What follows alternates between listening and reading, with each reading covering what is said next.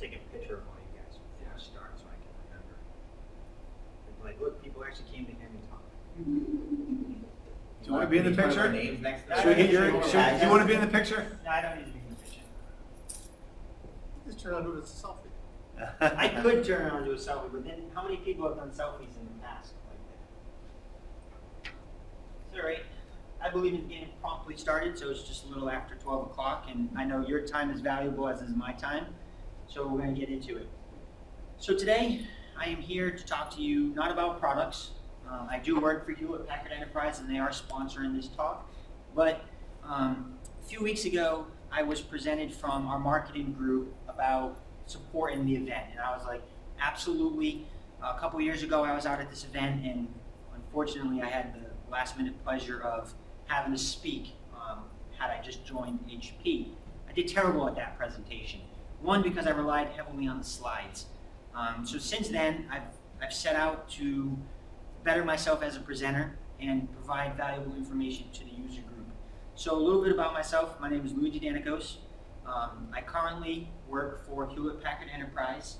I run the social media for our information management and governance business unit. So basically our HPE backup Twitter handle is one of the handles I run. I am a VMware vExpert 2016. If those of you are not aware of what the vExpert program is, it's a community recognition award by VMware that says because of my contributions in the community, I was selected by VMware to be part of that group. It's actually a great group. There's a lot of technical people in that group. I am more on the community social side, and that's how I got into it. But it also helped me evolve as a person and give me opportunities like this. So as I started, a few weeks ago, I got presented by marketing. Luigi, can you present this presentation at the VMUG here in Philly? And I read the original abstract for this talk was on very product-specific focus. It was very marketing focused, and I cringed. Like within 2 seconds of reading the abstract, I was like, there is no way that I, as a VMware user group member, could give this presentation. Technically, it's sound, and the principles and the products are great products, but I had to take a second back and say, listen, I've been in the user group for 6 years. I started with the New England VMware user group up in Boston, and which is now the Virtualization Technology user group. I evolved there by downloading a cracked version of Workstation. I assure you, I have a legitimate copy today. But I didn't know anything about VMware in 2010. And I got this email, hey, join your peers and learn more about VMware. I was like, I need to learn about this. I want to be a desktop admin, right? Sysadmin type. I need to, make more systems. I remember my first conversation with these gentlemen, and the gentleman on the stage was talking from VMware. He's talking ESX, ESXi, and I'm like, what is ESX? What is ESXi? Because I had no idea. I'm like, I just have this thing called a workstation. And they explained to me about the value of coming to these events. And it wasn't necessarily about the people talking, it was about the interactions you have with your peers. And then I recall, I was at another one a couple years ago at Gillette Stadium, and I sat in on a big storage company's presentation. At that time, I'm a blogger. I got involved with blogging. And I sit down, and the sales guy sees, he says, oh, what do you do? I said, I'm a blogger. He said, well, you can't afford anything that we're talking about. And I'm like, first of all, how many people would get offended by that? I wanted to throat punch the guy because he's like, I couldn't afford.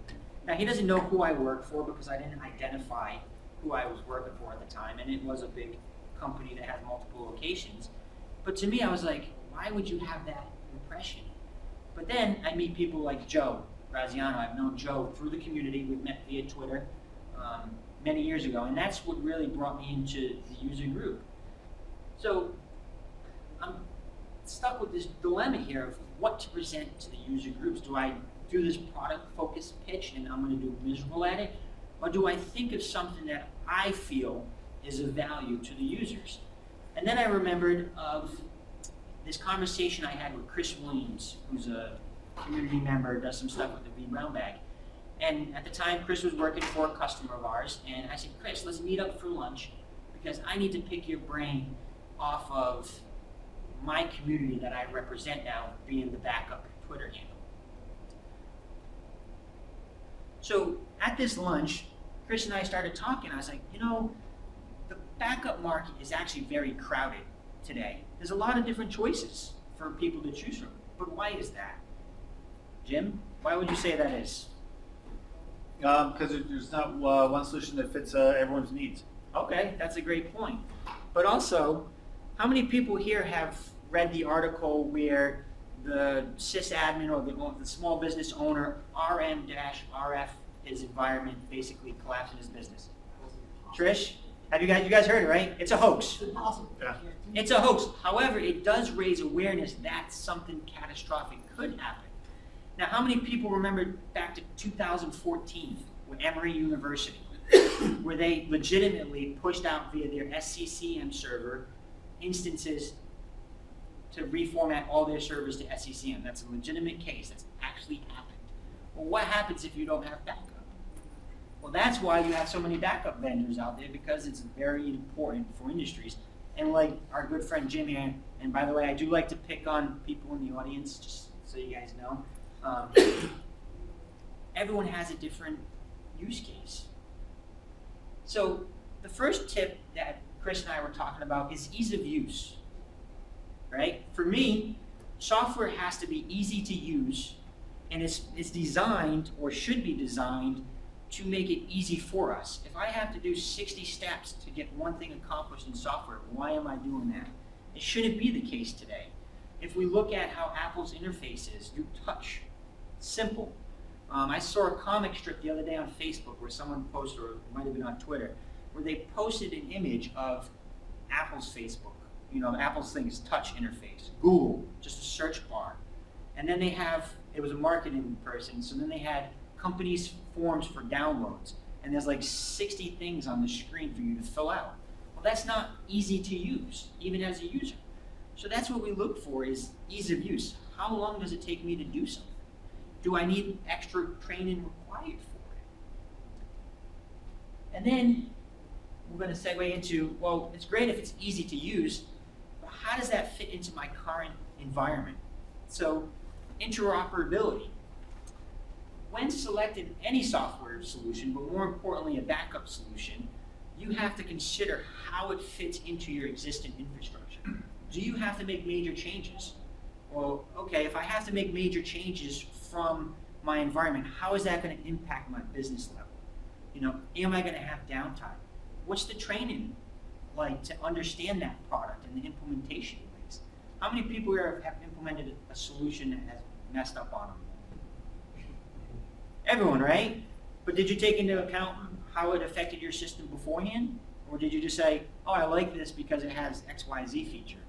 Yeah, but does XYZ feature easy to implement in our existing infrastructure? Also, look at companies like Domino's. A couple years ago, they went from, don't tell the VMware guys this, they went from VMware to Microsoft, and Microsoft to VMware. Companies are doing that all the time. Well, that's something you need to ensure that your backup solution's interoperable between those environments, or what's going to be required of it. Keep hitting the wrong button, sorry. So when I was talking to Chris, he said for him, his number one factor is RPO and RTO.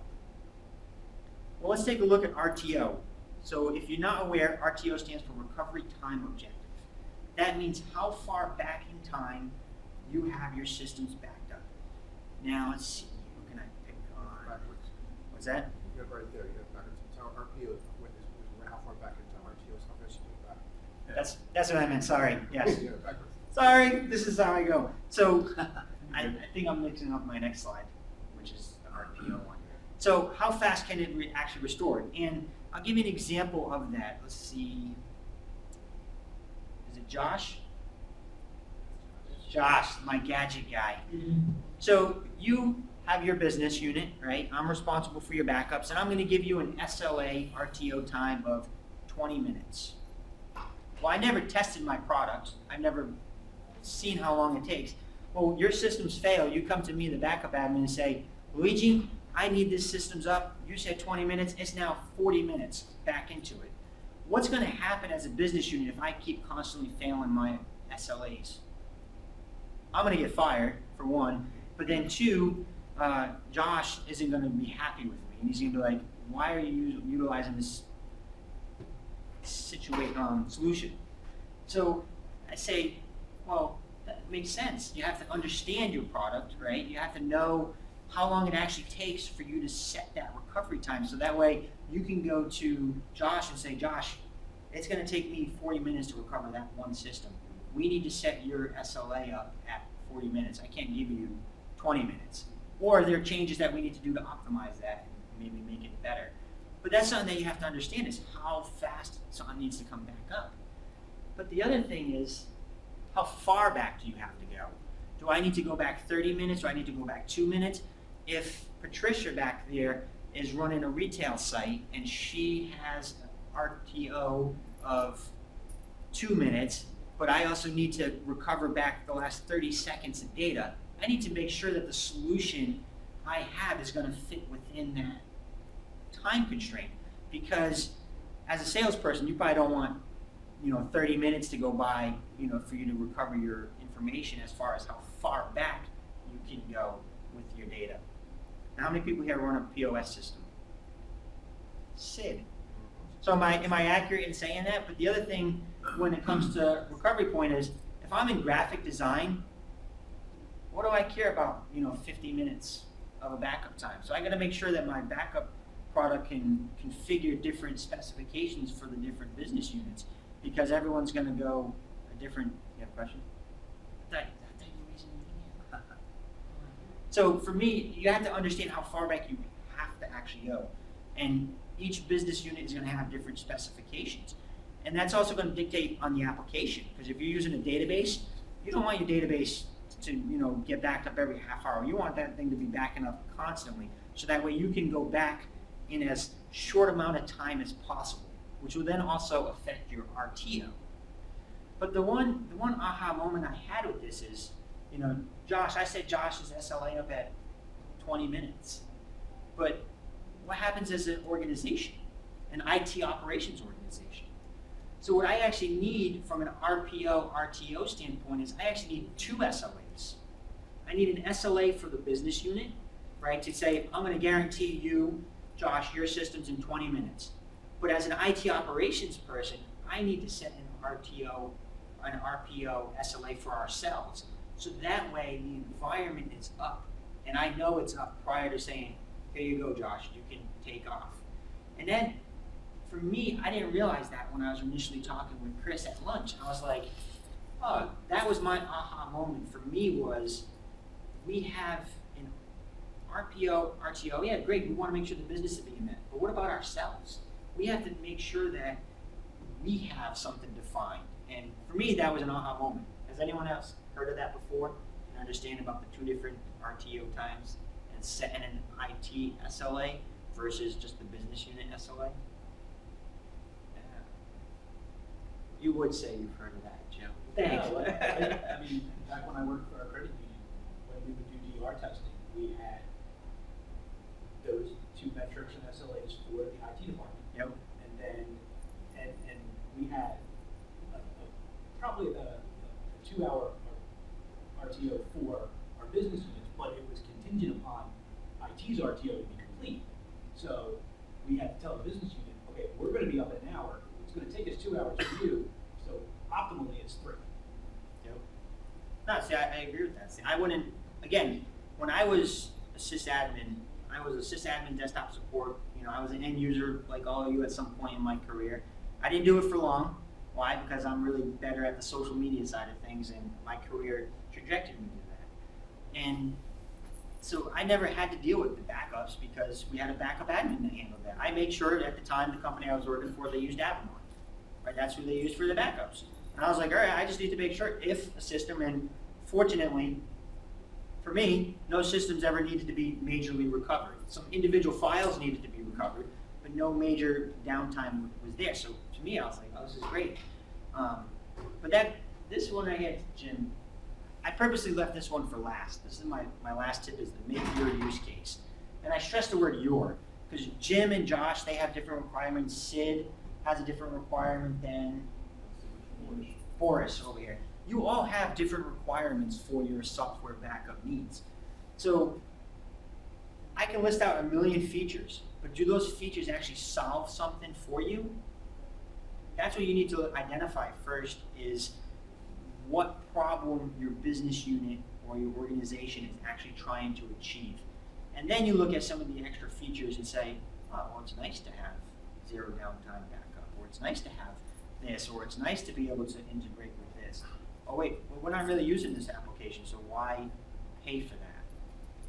So with the use case, and I had told some gentlemen, I only mentioned the product once in this whole entire presentation.